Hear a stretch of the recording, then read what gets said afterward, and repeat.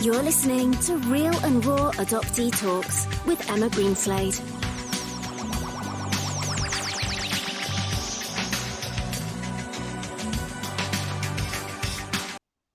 Hello and welcome. Welcome to today's show. I've got Louise on with me today. Louise lives in London. She was adopted in the UK and she is an assistant ranger, so working out in the all weathers. So welcome, Louise. Welcome to the show. Hello, hi. Hi. Very good to be here. Excellent, excellent. So I'm really looking forward to our talk today. First off, if anybody would like to come on the show, then please do get in contact with me, Emma Greenslade of Conscious Adoptees. You'll find my details in the show notes at the bottom, and I am always looking for adoptees to share their story, talk about their experiences, perhaps bring an awareness to other adoptees, or anybody within the adoption triad. So Louise, let's start talking about your story. So where and what age were you when you were adopted? Okay, so the first time that I was adopted, I was, I think, 6.5, and that first adoption broke down. So there's sort of people who are adopted that are adopted in all different stages of life. From my understanding, it's quite it's more unusual or difficult to be adopted later in life. So the first time was when I was 6, and that adoption broke down, I think, after about 6 to 10 weeks. And then I went back into foster care where I was before. And then I was later adopted when I was about 7.5. And yeah, that was a successful adoption as far as I'm concerned. And I have my parents now who I very much love, and we have a good relationship. Oh, that's lovely. So were you in foster care up until the first adoption when you were 6? So I lived with my birth family until about the age of 4, and then I was placed into care, and I was in care for about a year and a half, 2 years before the first adoption, and then I went back into care. I'm very lucky that I was with the same foster carer the whole time. So when that breakdown happened, I was kind of afforded that security of going back to a place I'd already known. And yeah, I was very grateful to my foster carer as well, and have later seen her as I've been an adult, and that was a good experience as well. But before then, I lived with my birth family until that sort of broke down at the age of around 4. Okay, and so what were the circumstances, or if you going into care, was that not something that you want to share? No, that's fine. So what it was, so from my understanding, my birth mother, so just to give a bit of context, so I'm the middle child.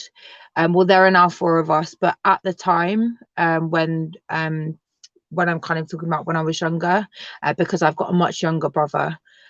So at the time I was the middle child. So I have an older brother by a couple of years and a younger sister by about a year and a half. So I've later kind of found out or come to understand that my birth mother probably suffered from a combination of postnatal depression and postpartum psychosis. The postpartum psychosis is something I've sort of come to the conclusion of, given the kind of history. But what it was, I was basically physically and emotionally abused within the family unit, primarily by my birth mother.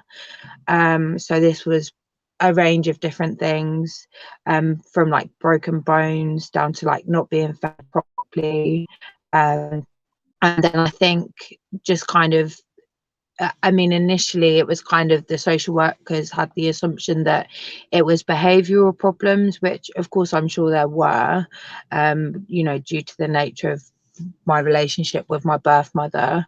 But I think as well, kind of beliefs and attitudes towards me kind of formed and resulted in me becoming like a scapegoat of the family. And I was the only child to be removed from the family unit.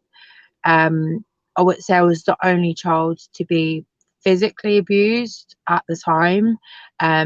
But I wouldn't like to kind of comment like any further than that, because as I've gotten older and established a relationship with my siblings, you know, that I think, you know, it definitely wasn't a good situation for them either. But again, there were different kind of lived experiences during that period. Oh, it sounds really emotional and very difficult. So do you remember that, or have you, you know, as your mind kind of numbed it out? So I think for a large part, I don't remember a lot of things. However, I do have some sort of what I sort of consider like core memories, just of the house and sort of like general feelings of the environment. I do have memories of being in hospital. The particular memory I have is asking a nurse. So I was in hospital, I had a broken arm, so my arm was broken. And I remember two things. I remember that they didn't give me a cast, and I was upset about not getting a cast. And the second one being a nurse giving me a Barney toy, like from the kids show. And I just remember seeing that as like a real act of kindness. And I think I asked her something along the lines of, you know, can I come home with you, which is, you know, quite sad really, looking back on it. And I remember, so when I was kind of first removed, we had some contact in like a special centre called the Jamaica Centre, I think it was called. And I remember those where sort of my birth family come along, because I have quite a big extended birth family, and they'd all kind of come to those meetings. And I remember finding those really quite difficult. And again, that was sort of around the age of 4. But I definitely think there's been a lot of just kind of just as my own sort of form of self-protection, just blacking things out, because as soon as I went into foster care, I have a much clearer memory. But those are the memories that I do sort of have, so not much at all really. No, I can imagine that you have blocked it out to, well, the ego wants to keep you safe. So when you went into the foster care, you said you had a good relationship with them. What made it so good? Well, I mean, I think for me at the time, I mean, it's difficult to say, obviously, because I've read the reports back when I'm older, and you know, there was a lot of kind of talk of like difficulties and things like that. So I always look back on it potentially in a better way than it actually was. But I remember just I just really liked my foster carer. I liked her family as well, so I would be taken to her aunts and uncles and to her parents. So I remember that. And we would have lots of babies coming, so primarily she would foster like newborns, and I really liked that. I did also have a foster brother, John, who was quite a bit older. I think he was in his sort of mid-teens when I got there.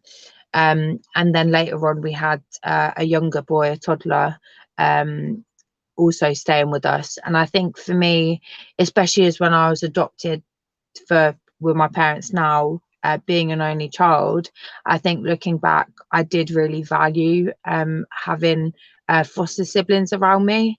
And that's something, kind of being an only child, as much as I'm sure it was beneficial for me in many ways, is something that I did kind of struggle with as I was growing up with my parents. So I think it was just kind of the unit as a whole that I liked, really, and obviously it being a much better environment in comparison, you know.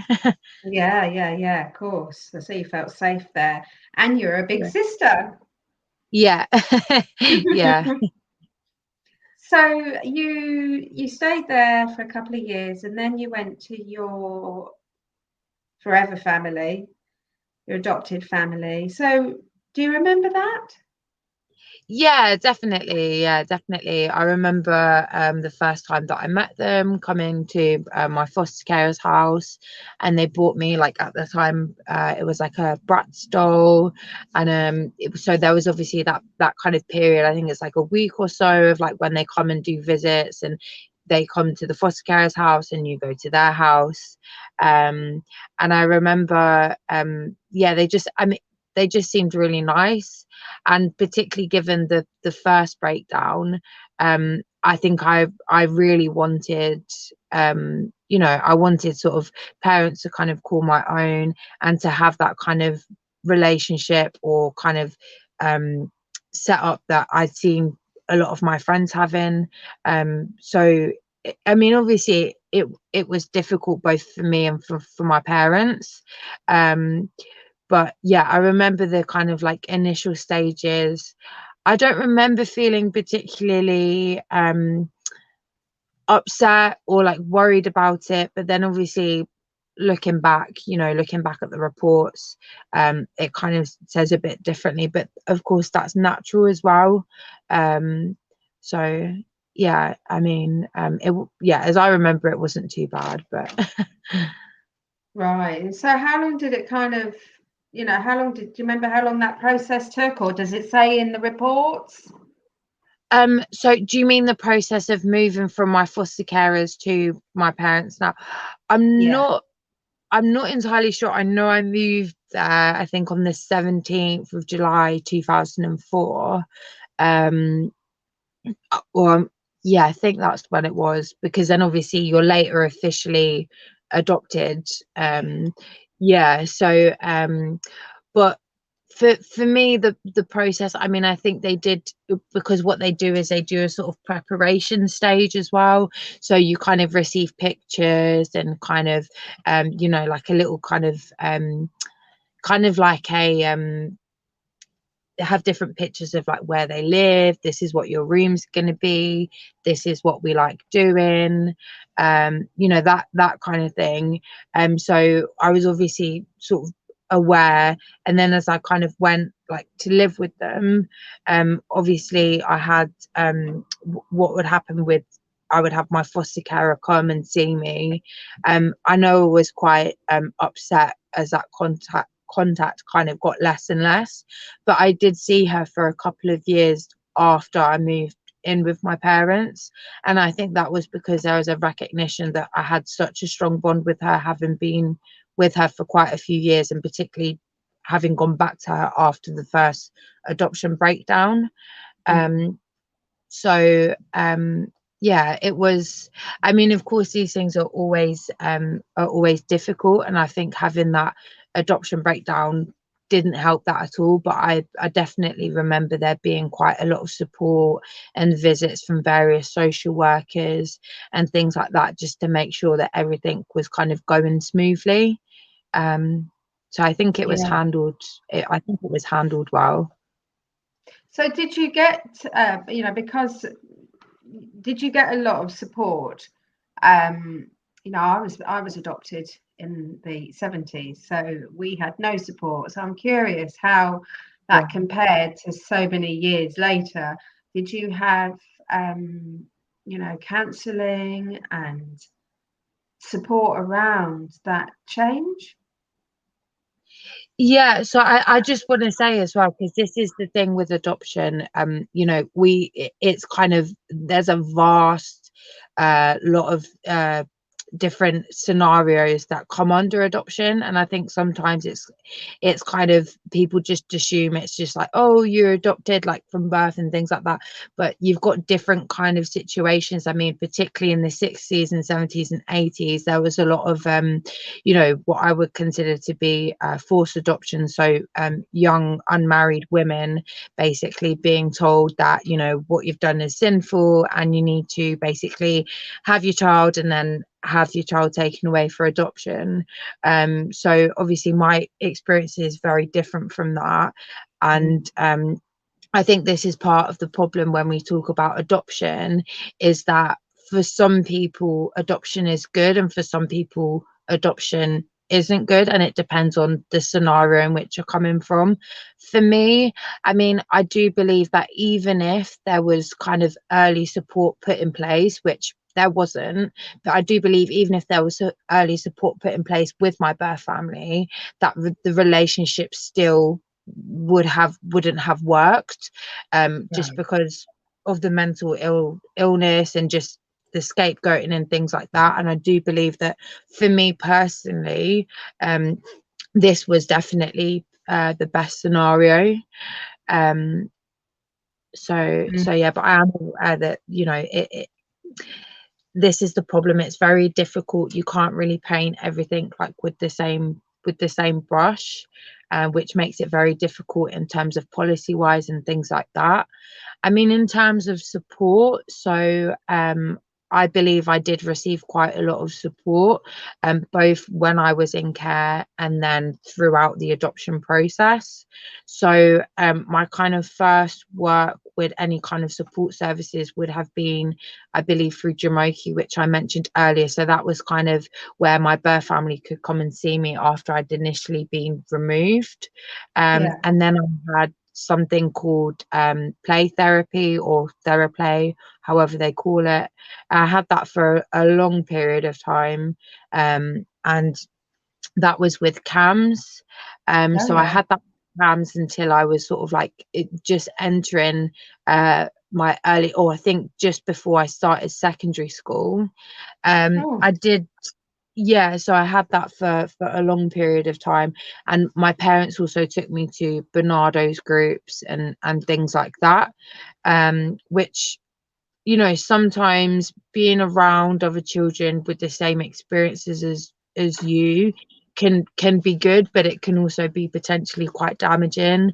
And I remember there were a few other children there that really, because of our own kind of issues, we didn't get along, and some quite traumatic things then kind of ensued, which is a shame for sure.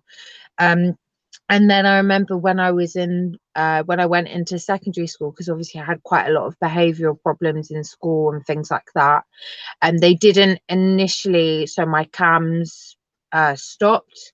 So my parents wanted me to be re-referred, and initially they didn't, because I was actually, and much credit to my parents, I was born in South London, so I was under Greenwich CAMS. My parents lived in North London, and they used to take me all the way down to Greenwich to still go to this CAMS service. And I had the same therapist throughout, who I absolutely loved, and I've you know, think very fondly of her, and that was a good relationship for me.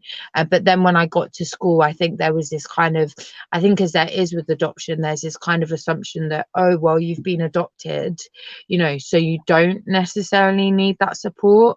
But I think as my behavior kind of was quite difficult, they soon kind of came to realize that maybe there needs to be some extra support in there. So I had so I was with CAMS, I was with CAMS as well, I sort of up until my sort of like mid-teens, and then yeah, so I mean, quite a lot of support throughout. But yeah, I would say in environments where they probably don't have the best of knowledge of kind of the implications of adoption, such as school, you know, that I didn't feel necessarily supported there. And I think my behavior was viewed more as just me trying to be problematic than actually I'm struggling to deal with the school environment, particularly given that I was kind of like the black sheep or scapegoated within my family. I think that brought a lot of problems in terms of like making friends and maintaining relationships with friends and things like that. So yeah, but quite a lot of support, I would say. I think definitely in comparison to some other people that I've spoken with. Yeah, So, definitely. yeah. So do you feel that the therapy from Cam's and Bernardo's, do you feel that that really helped you unpack your feelings and emotions? So I think given my background, I mean, just in terms of so how I would kind of look at that question is, so at the minute I'm currently awaiting therapy with the NHS therapy service. I have to wait. I mean, the waiting list is a long time, but so basically I still face a lot of problems now. So I think, as is often the case with people that have been either abused in childhood or have sort of traumatic early life experiences, I've been given a kind of like BPD diagnosis, that's borderline personality diagnosis, which I don't actually necessarily agree with. I prefer there's something called complex PTSD, and they're very similar, but I think the kind of what I don't like about the borderline personality diagnosis is the stigma that comes with that.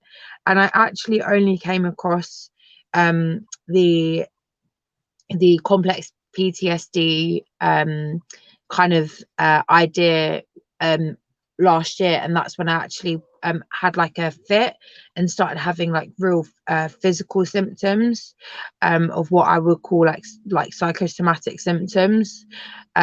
So for me, it's difficult to say whether it helped because I don't really know any different, but I imagine that if I had not have had that support in place, I would be in a worse situation, which is difficult to kind of to think of, and it's difficult to compare. But I am very grateful. I mean, definitely that long relationship that I had with my play therapist, I think that provided me, because as I said, I saw her when I was with my foster carer and then when I was with my parents. So again, the same with my foster care when the adoption broke down. I had that kind of continuity in terms of people and relationships, which I think particularly with things like adoption and kind of separation is really important. So I'm very grateful for that. Yeah, definitely having continuity of care and people that coming into your life is super important to be able to create stable relationships and relationships full stop as you kind of progress through into adulthood. So what are your relationships like now? Do you manage to hold on to relationships? Are you the one that's kind of doing all the work, or do you pull back? How do you feel that they are? Yeah, so I definitely have struggled with relationships in the past. Yeah, and I do find them quite difficult, and I think obviously that's rooted in my relationship with my birth family, particularly my birth mother. So it's difficult to separate those feelings, and I do try to be as consciously aware as possible that maybe it's actually other stuff going on. It's not the relationship itself, it's how the relationship is perhaps triggering some like kind of feelings for me, like with my birth family, and feelings of abandonment, feelings of rejection, and that's obviously quite difficult to navigate. So I have had sort of more longer term relationships, but again, they tend to kind of the same kind of problems tend to arise. And I think that's definitely one of the reasons why I'm looking at, or why I'm in the process of having this longer term therapy, and I'm hoping obviously that will help. I do feel that I have got better with relationships, but I also do feel that sometimes your trauma can make you quite vulnerable to certain types of relationships. So the first kind of serious relationship I had was physically abusive, and I do believe that having been physically abused as a child kind of did predispose me to that relationship. And then also the emotional side of that as well. In other relationships I've had, I feel that I tend to be quite self-blaming. I mean, I obviously can be quite destructive, but again, this thing of just, you know, really trying to please them and sort of losing myself in the relationship just out of a fear of just, you know, not having them there. So I definitely, but as I've got older, I've definitely become more aware of how my past has impacted the relationships that I have. And I think that's really like the first step. And I think what I've definitely learned is that I kind of need to build up my own kind of self-worth and resilience in order to have good relationships with other people. And that's obviously a lifelong journey. But I am lucky to say that I do have some good you know, good relationships with people, friends, and you know, and even being on good terms with some of my previous partners who, because again, I've been in relationships, having had that background, I find I relate better to people that have had, you know, again, similar kind of experiences in traumatic early life. And so that can kind of also cause a lot of difficulties when you both bring in a lot of baggage and an emotional kind of turmoil to a relationship. But I do definitely feel that as I've gotten older, my relationships with people have grown, and I'm more aware than ever of, you know, kind of how to deal with certain scenarios. So I'm definitely hopeful for the future. That's amazing. What kind of coping mechanisms do you use for managing triggers and when you get when you get upset and vulnerable?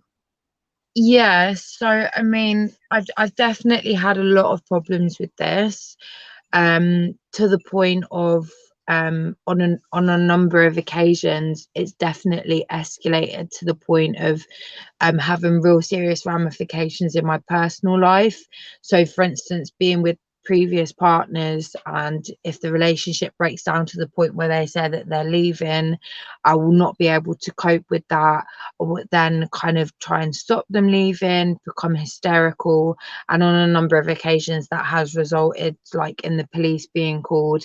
And oftentimes the police are kind of not aware of how trauma can make people act, and so as a result I've then been kind of treated or I mean, there's various different things that they've said. I mean, I think the worst time was this was actually on Christmas Eve, and I was at one of my ex partner's flats, and I was just really upset, and I get like quite hysterical, find it very difficult to calm down. The police like came into the flat thinking it was a domestic abuse situation, and I was like hysterical, having a panic attack, and they actually physically restrained me on the floor. And obviously when I'm in that kind of state, I mean, I'm not even consciously aware of what's going on. And so apparently, according to them, I was lashed out, etc. And they tried to, well, I have a caution for assault by battery, I think it is, of a police officer. And looking back, if I had been more aware of the legal system, I would not have taken that caution, because they wouldn't have cautioned me if they had due evidence to actually give me that as a criminal conviction. And so I do think there needs to be more training amongst the police with regards to how trauma impacts people, because I can see obviously from their point of view, they don't know what's going on, you know.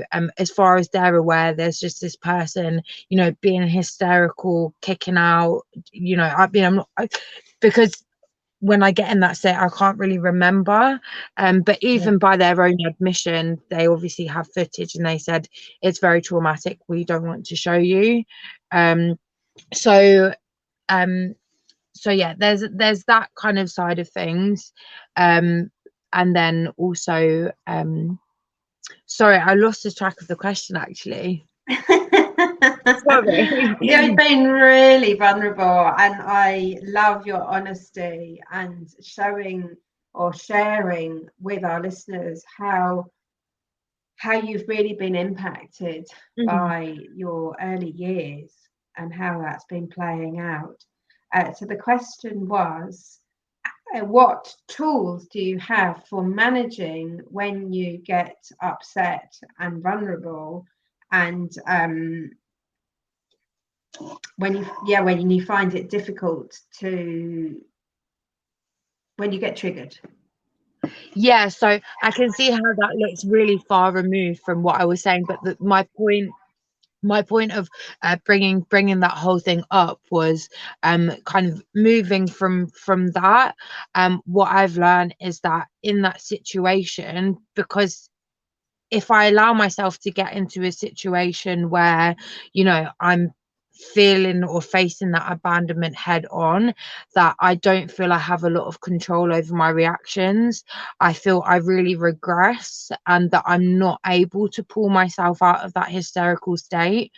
So something that I've learned, and it is definitely still a work in progress, is to not let myself get into those positions in the beginning. And just something that I think is a really difficult one, is just kind of putting in place like boundaries and being really disciplined with those boundaries. And this is something that I'm really trying to work on at the minute. So I've, over the last sort of like year or so, I do like affirmations, or I listen to affirmations. I'm getting much better, again going back to what I was saying about discipline. But I listen to them in the morning as I get up, and then in the evening before I go to bed. And then kind of from that, other things are going back to the discipline is things like, you know, trying to make myself a nice like cooked meal at least, you know, like 4 or 5 nights out of the week. Making sure that I go to the gym at least, you know, at least 3 times a week. And then making sure that I have time for more creative things, such as writing. And then also I like to go to I go to like free stand-up comedy events and things like that. So just kind of being really disciplined, and with the idea of like, I may not feel it at the time, I might be super down at the time, but like if I go, it's gonna take me out of that headspace, just because I have to even get there, for instance. So as soon as you leave, you then have to work out your way there. So immediately you're thinking, how do I get there? And you're not I mean, of course you can still feel the mood and still feel the emotions, and if you're panicky, and that can, you know, bring in other difficulties. But I really have seen a major difference with being disciplined with the things that I'm going to do. So like if I say I'm going to do something, like what I'll do is in the morning I say, this is what I want to do today, this is what I'm going to do today. And I find that if I stick to what I say I'm going to do, I feel much better. And also this is something that I've learned recently, is having that trust that you are going to do what you say that you do. Because I think sometimes we kind of say we're going to do all of these things, and then when we don't follow through, we then feel that when we say it next time, that we don't really believe we're going to do it anyway. So I found that very useful. And that then also creates trust with yourself, doesn't it? Exactly. Yeah. And it's so easy to not do something and then beat yourself up for not doing it. Oh yes, So yeah. Yeah, I know that feeling. That's one of the worst feelings, particularly I think, with the abandonment stuff and things like that. I think it's super important for people that have come from that background to be able to trust yourself, because really and truly you're the only person that you can kind of control. So if you can't even trust yourself and you're in control of yourself, I think that really creates a lot of insecurity, and something that has definitely been a hard lesson to learn, but learning that, really, and I don't mean this, in a sense of like don't trust anyone else and etc., but like really you have to live your life for you primarily, and you have to kind of be your own best friend, and you know really support yourself and be your biggest fan over everybody else, because that you're always with yourself. You're not always with your friends, you're not always with your parents or your partner, but you're always with yourself. And so like I've definitely learned that like having a good relationship with myself, although it's very difficult, has really got me to like a much better place mentally. But of course all these things are very difficult, and a lot easier to kind of say and talk about, and a lot more difficult to kind of implement and keep going as well. But I think just doing little things, not taking on too much as well. You don't have to right all of the wrongs, in a week or something like that. It can, it's no, except that's never going to happen, is it? So you've got to be yeah, realistic no. about these things. But Yeah. it sounds like you've got really a wise head of what you want to have, how you want to move forward, how you want to be your best self each and every day, and just having that routine of the self-care is so important. I think that for me, self-care has been my saving grace. And when you've got a self-care routine, then that is putting in your own boundaries. And so from that place, you're then able to start putting in boundaries for the people around you. Yeah, I definitely agree. I mean, I think that's something that, is something I've always struggled with. But and it sounds a bit crazy, and I don't know kind of how common this experience is, but just asking myself, like, what do I want from this friendship? What do I want from this relationship? I definitely feel that there's been times where, because a person says that they like me, or they want to be friends with me, or they want to be in a relationship with me, that's kind of as much as I kind of require, in the sense of like, oh, okay, they like me, so well, we'll just have this relationship, and never stopping to think and be like, okay, but do I want a relationship or a friendship with this person? What are they going to bring to me? And I think that comes from kind of like a sort of, again, a fear of abandonment, a sort of not being comfortable by myself, or kind of having sort of chronic feelings of like loneliness is one of, what they say with BPD, and it's definitely something that I experience. But the other thing that I've definitely learned is that when you try and bulk that, or you try and like hide that with being around other people that you've not necessarily considered, like, is this relationship good for me, it can make you feel more lonely. Like if you spend a lot of time with people that you feel misunderstood by, that will only make you feel more lonely. So I've definitely learned to be a lot more picky with the people that I'm friends with and the people that I spend time with, because otherwise it can make you feel even worse than being alone, which I think it took me quite a while to get my head around.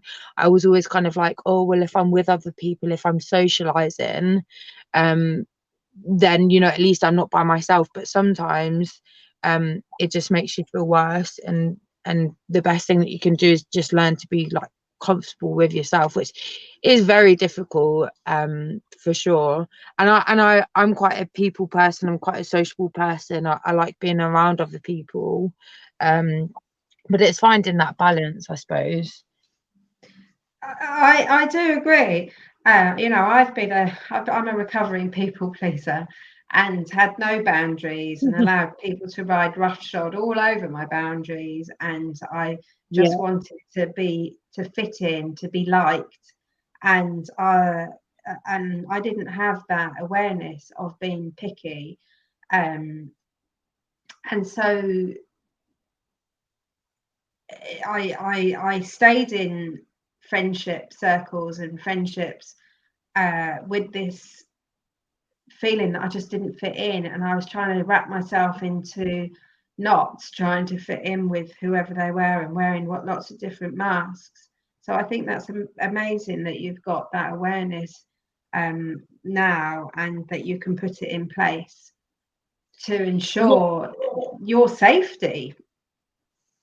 For sure. I mean, I would definitely credit that. I mean, when I was younger, I felt, you know, it was, I always was kind of like, oh, to my parents, you know, had their own kind of difficulties and being in therapy and whatever, and I find them to be quite insightful. But so when I was younger and I experienced a lot of kind of relational problems, at the time they would say to me, you know, what's the pattern here?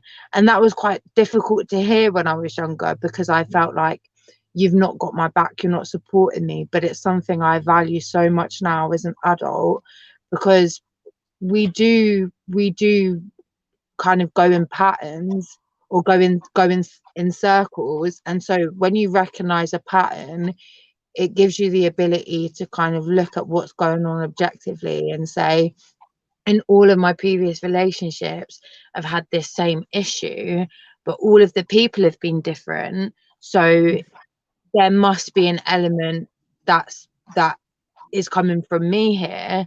And that's not like a self-blaming thing, but it kind of then gives you the tools to kind of say, well, let me identify what the pattern is, and then let me not then make those same mistakes. And I think that has definitely been, and even just kind of having therapy for a long extended period of time. And I've always been quite interested in psychology. I've read a lot of books about kind of like the adoptee experience and things like that. And I definitely think that it's so worth looking into those kind of things, because ultimately only you can get yourself to that place of Absolutely. you know.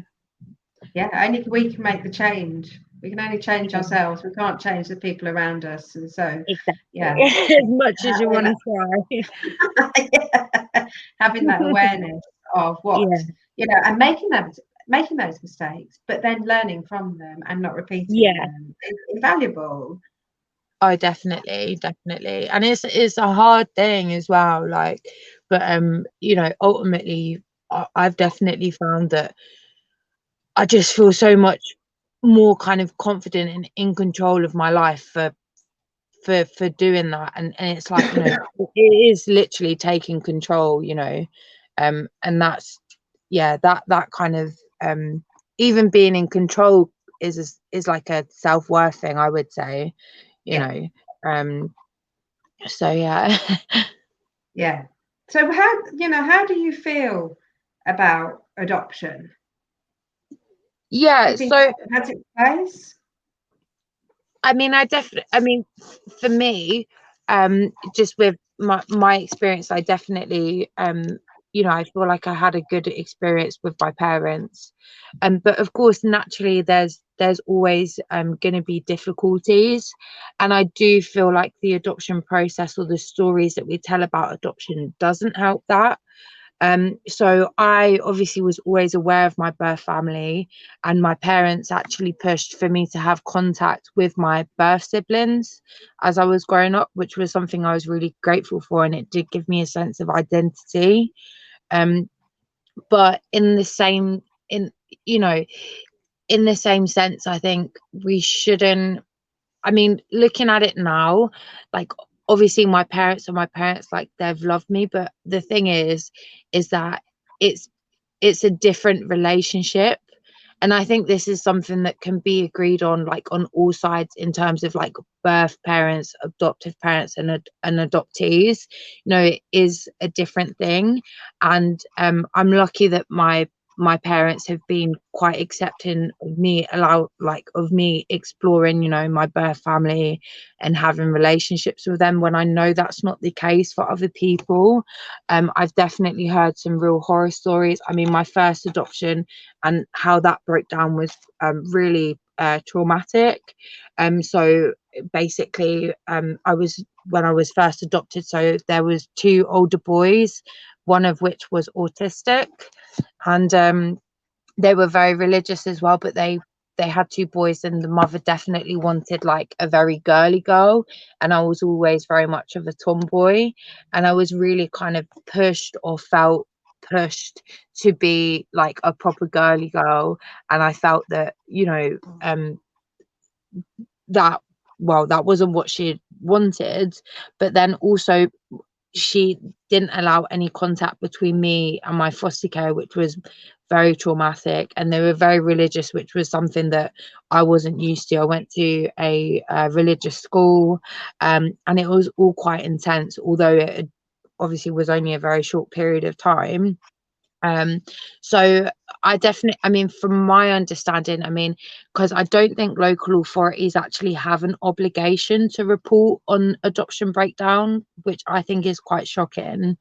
And from my understanding, I think it's just based on what people kind of are saying, or kind of what the experts are saying, although it's not completely clear, is about 1 in 5 or 20% of adoptions do break down. And I do feel that, and even from when I spoke to my parents, so before my parents adopted me, they were going to adopt another girl, and my mum had specifically said she didn't want certain things, she didn't feel she could handle certain things. And what she basically said was, the agency said that this child in question didn't have the issues that she didn't feel she could deal with. And then when they kind of started the initial meeting process, and that was very quickly revealed not to be true. And so that's when my my mum was like, well, I can't really go any further with this.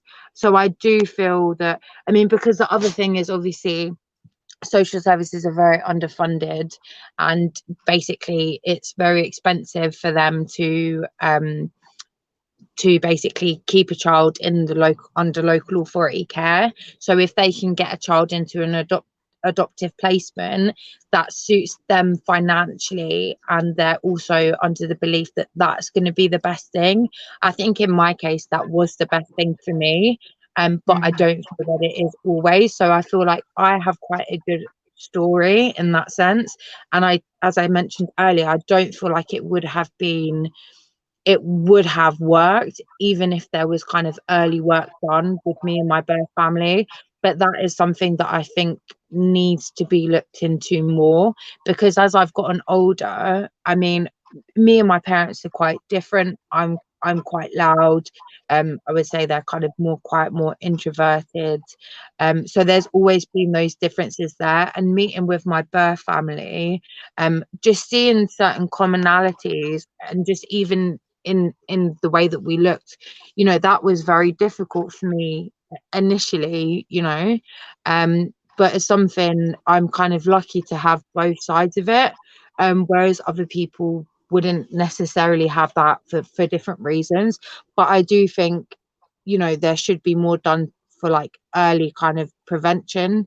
But again, unfortunately, the way that you know, the lack of funding that they have means that they tend to just kind of get children into placements as quick as possible. And obviously I was adopted quite a bit older than most children are, and I know a lot of people that want to adopt want quite young children. So I mean, and that also being adopted from a young age. And then there are like different things like closed adoption that comes with its like different issues. So this is what I was mentioning earlier, that there's so many different kind of forms of adoption, that it's very difficult to kind of say, you know, how do you feel on adoption, because it completely varies, I would say, case by case. And I think that's kind of key. Like, we need to have a greater understanding that things are very different for different people. Like, we may have the same overarching experience of being adopted, but how we got to be adopted and what that means to us depending on our background varies greatly. So I think it really does depend, but there's a lot more that could be done to support birth families in keeping children with them. And there's a lot more support that should be given to potential adopters, sorry. And also, once people have adopted, there should be that support in place to make sure that it's successful.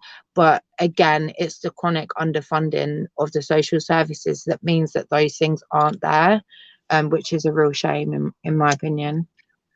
Yeah, so I mean, I was led to believe that only 6% of children in care are actually adopted. Yeah, I know. I mean, go on. sorry. I mean, I'm not aware of a figure. I don't, to be honest, I don't imagine that it's, I mean, I know recently adoption rates have fallen and there's a greater amount of children going into care.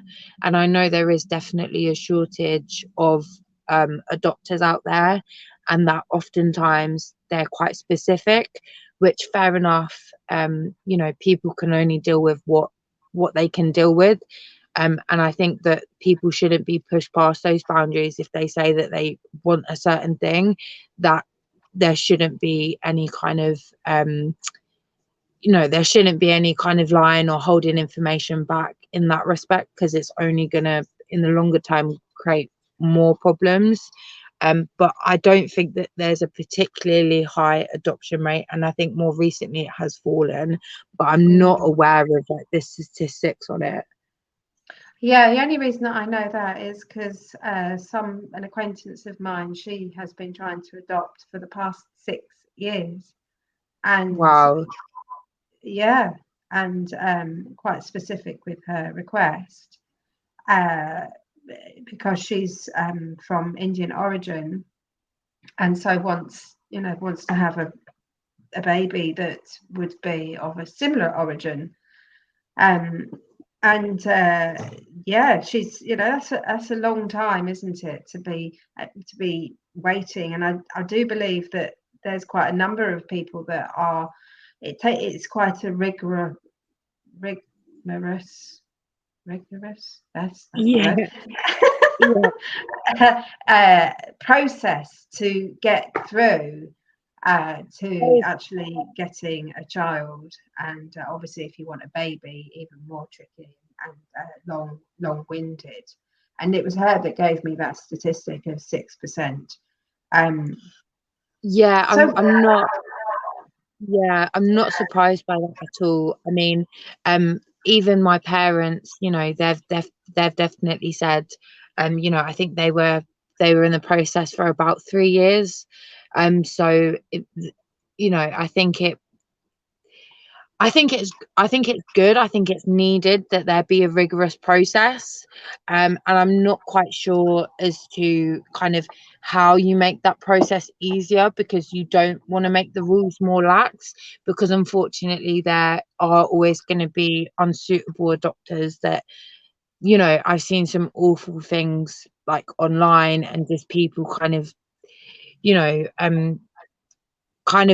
I would say being that are not suitable, that want to adopt. So I do think it should be a rigorous process.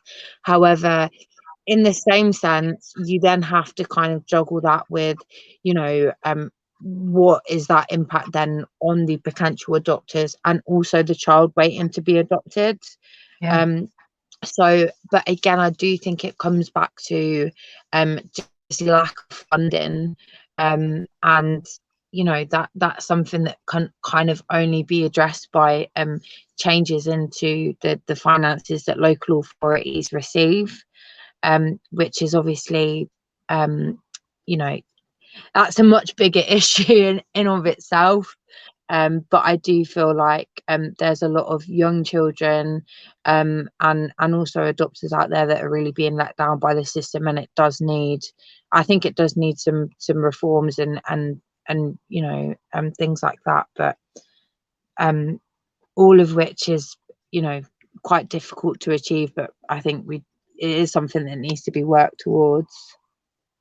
I do agree with you, and I don't know who would be the people to bring that about. Probably us being the adoptees and the people that are wanting to adopt.